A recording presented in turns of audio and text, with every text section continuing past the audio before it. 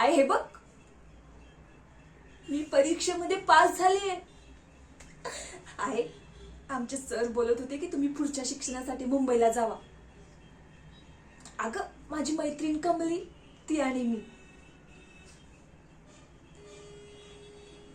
काय आहे, अगं मुंबईला मी गेली ना तर मी मग माझं स्वप्न पण पूर्ण करेन, डॉक्टर होण्याचं. आई तू बाबांना सांगशील ना ग? ऐकणार नाहीत. आई आई तू सांग ना ग बाबांना. बघ, मी डॉक्टर झाली ना की मग मी आपल्या गावामध्ये येऊन सगळ्यांची सेवा करेन. आणि मला मला व्हायचंय डॉक्टर. मला लय अभ्यास करायचा आहे. आणि मी जाऊ का ग मुंबईला? तू बाबांना सांग ना आई.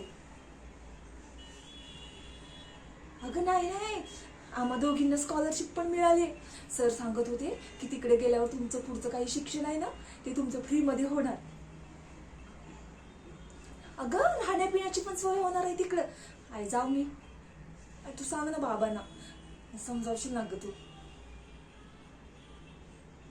खरंच माझी आई.